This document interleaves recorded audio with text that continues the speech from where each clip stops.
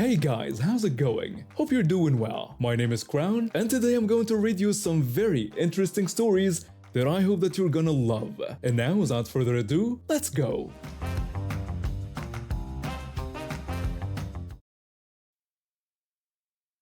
I never expected my decision to study Chinese would lead to such drama. After graduating with my linguistics degree, I knew I wanted to immerse myself in a new language and culture. China seemed perfect: rich history, complex language, and amazing food. Plus, the university in Beijing offered an intensive one-year program that would give me the foundation I needed. The scholarship I received made it even better, covering most of my living expenses so I could focus on studying rather than worrying about money. The first few weeks were exactly what I hoped for.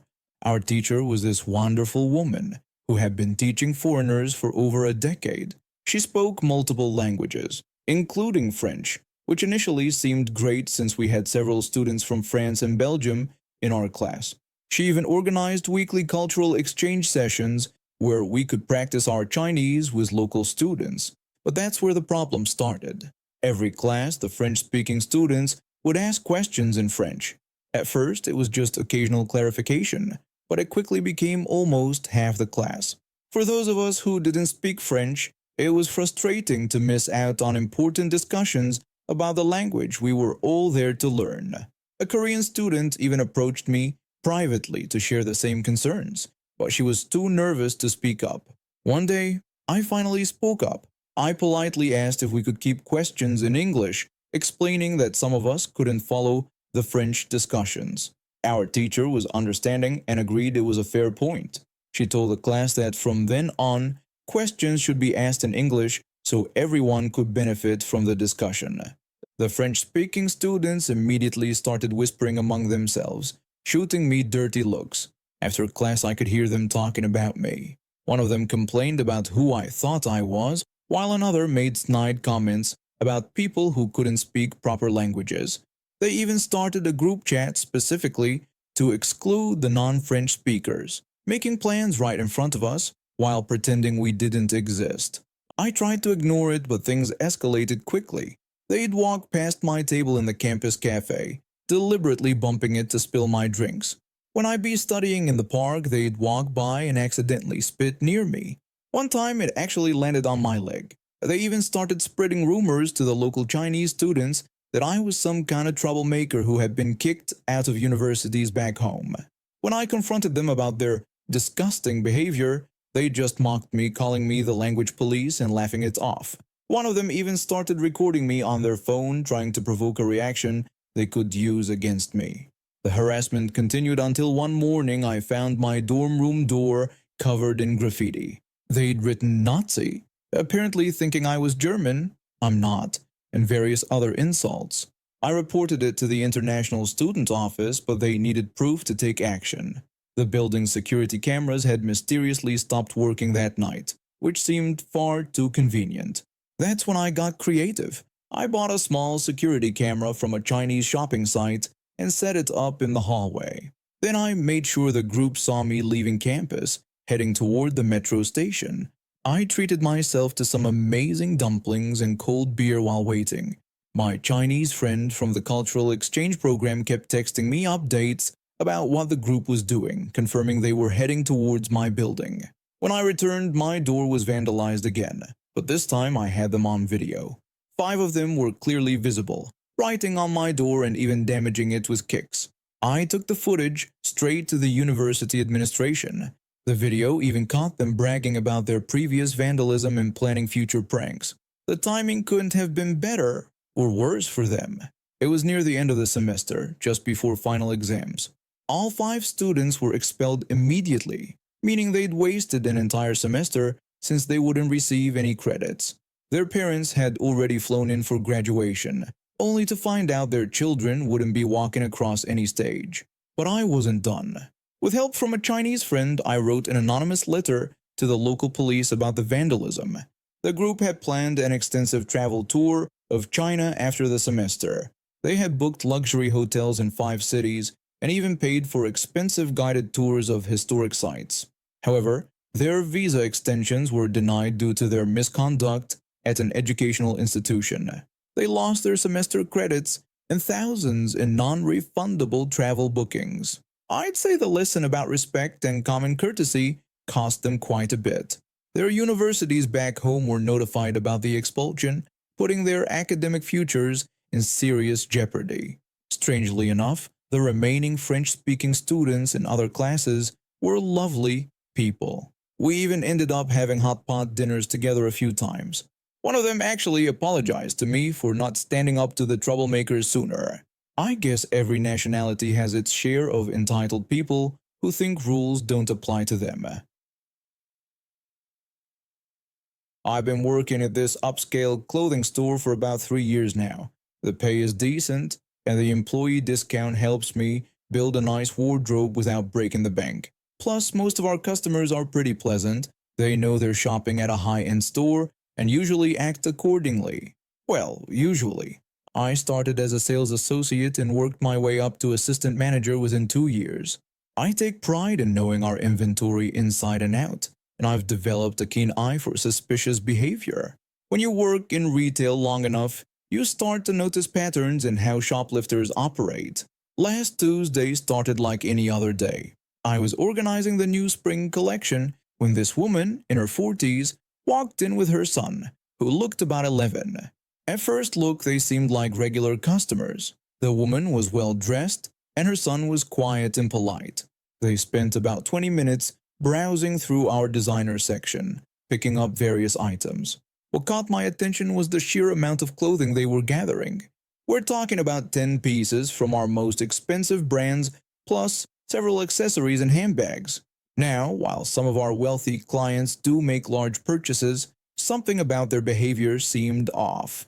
The woman kept looking around nervously, and her son looked increasingly uncomfortable. When they headed to the fitting rooms, I quietly alerted our security guard to keep an eye on the security cameras. I continued my work but kept them in my peripheral vision.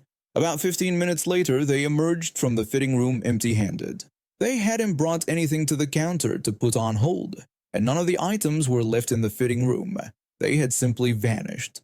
I approached them casually and asked about their fitting room experience.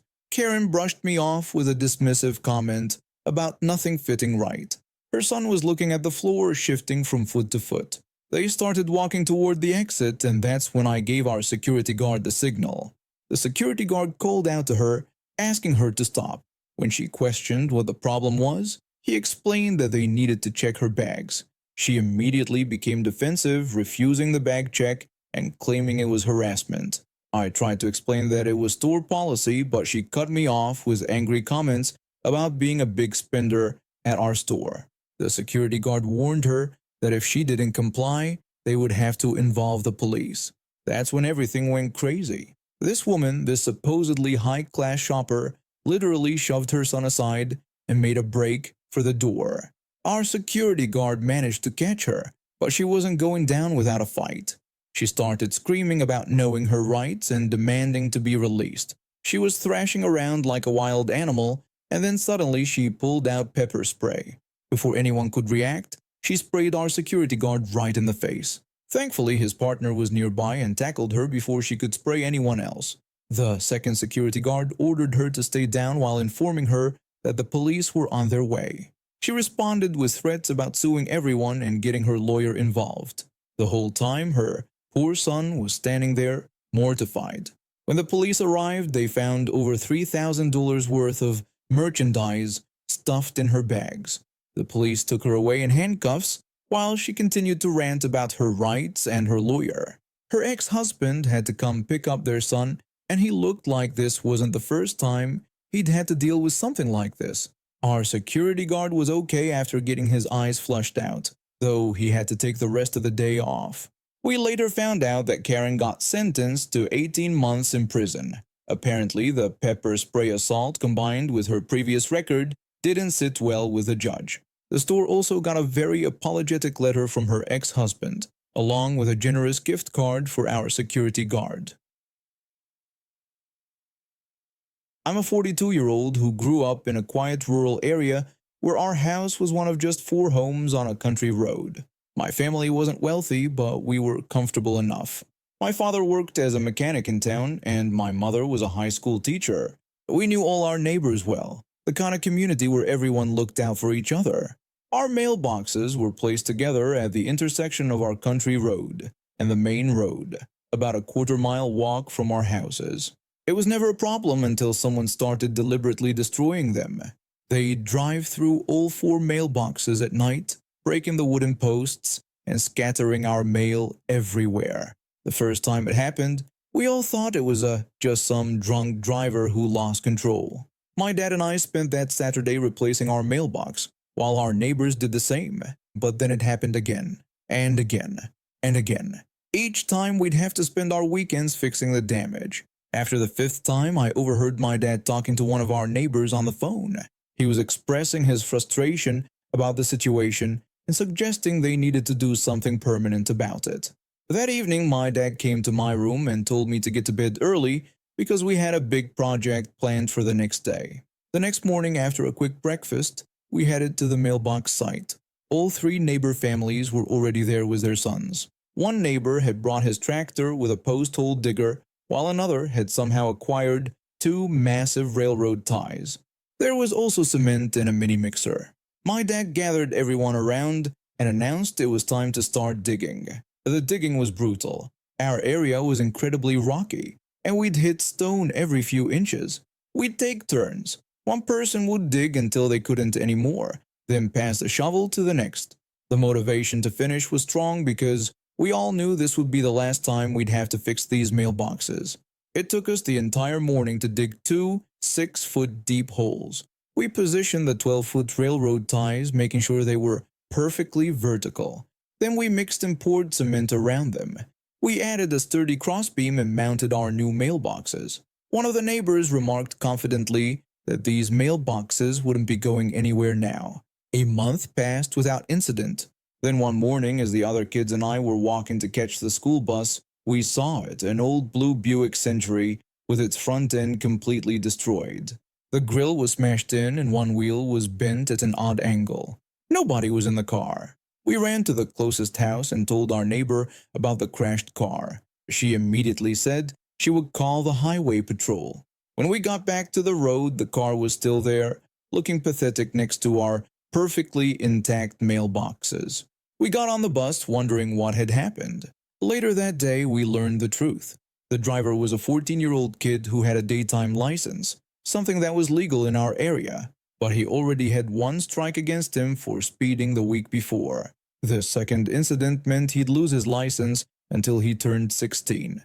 Then it got better. The insurance company investigated and discovered the kid's history of mailbox vandalism. They refused to pay for the car damage and moved his family's insurance plan into their high-risk category. The kid's father was furious. He tried to argue that the mailboxes weren't up to code and were dangerous. But when he tried to fight it, he discovered there were no specific regulations about mailbox construction in our county or state. They had no legal grounds to challenge us. That was 30 years ago. I visited home last month, and those mailboxes are still standing strong, a testament to what happens when a community comes together to solve a problem. The railroad ties have weathered to a deep gray, but they haven't moved an inch. After discovering the Entitled People subreddit, I figured it was time to tell everyone about the greedy landlord who learned the hard way not to mess with our neighborhood. I grew up in a working-class suburb caught between some packed apartment complexes and a couple of highways. Being one of the few white families there wasn't always easy. We had our share of troubles, but most neighbors accepted us. It wasn't the fanciest place, but it was home and people looked out for each other.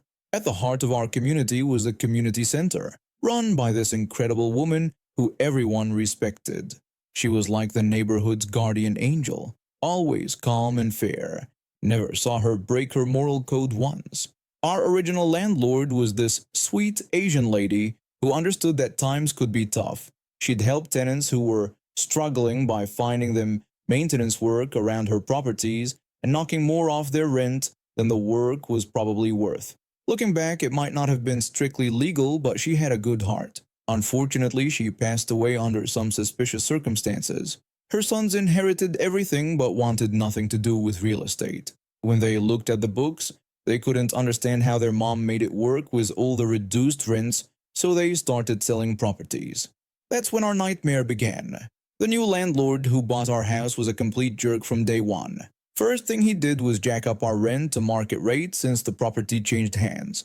Then he made his rules crystal clear. He told us that rent had to be paid in full on the first of every month, with absolutely no exceptions. He wouldn't accept partial payments or work arrangements. He threatened that if the full amount wasn't there on the first, we'd get an eviction notice on the second. It was bleeding our savings dry, but we were hanging on. Around this time, that amazing woman from the community center had gotten the city to help fund neighborhood renovations. They were fixing everything street by street: pipes, sinkholes, fences, paint, you name it. Our house was on the last street to be renovated, and this guy couldn't wait to kick us out so he could cash in. He never said it directly, but even 10-year-old me could see through his game. He started doing random inspections and making mountains out of molehills. He even tried to accuse us of animal abuse when our cat got attacked by what we're pretty sure was a raccoon. When we pointed out that the vet had confirmed it was an animal attack, he just smugly told us he'd let the authorities decide that. It was clear he was trying to find any excuse to get rid of us. We got the message and started planning our move to my oldest brother's place, about 400 miles away.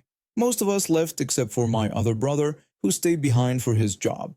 He was cutting every corner possible to keep up with the crazy rent. Then one month, he came up $20 short, just $20. The landlord immediately pounced on this opportunity, telling my brother he had 30 days to get out since he hadn't followed the rules about full payment on the first. When we came back to help my brother move, something weird happened. For the first time ever, nobody in the neighborhood gave us any trouble. No nasty comments, no glares, nothing. It was like they all understood what we were going through. The landlord tried to rush us out even before our time was up. He demanded we leave in 20 days, and when my brother reminded him we legally had a week more than that, the landlord just coldly said he didn't care and wanted us out. The community center woman bought us a couple extra days, but we still had to watch workers throwing our stuff into a dumpster when we were supposed to have 3 more days. Here's where it gets good. The landlord immediately moved in himself, thinking he could get the city to pay for renovations if he lived there. But our community center guardian angel shut that down fast. She explained to him that since the property was registered as a rental when the project was approved, the budget couldn't be changed. She told him the partial coverage had been approved for us, not him, and he'd have to pay for everything himself. He tried to cheap out on renovations, just throwing in some carpet and paint. Then he tried to sell the house, but the neighborhood made sure that wouldn't happen. Every time someone came to look at the place, neighbors would either make tons of noise or tell potential buyers the whole story. The house wouldn't sell at his asking price.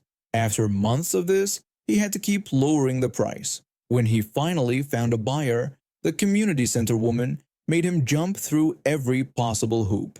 That's when karma hit. During the mandatory inspections, they found black mold from his cheap renovation job where he'd damaged some pipes. She somehow managed to delay him getting the news about the mold until it was too late to fix it. The house got condemned, and she made sure the city forced him to pay for demolishing it himself. In the end, this greedy jerk who tried to make a quick buck by destroying our family ended up losing thousands of dollars and spent a year fighting legal battles. The neighborhood made sure he paid for what he did to us, and I heard he never showed his face there again. And now we have reached the end of today's stories. Thank you for watching, and see you next time.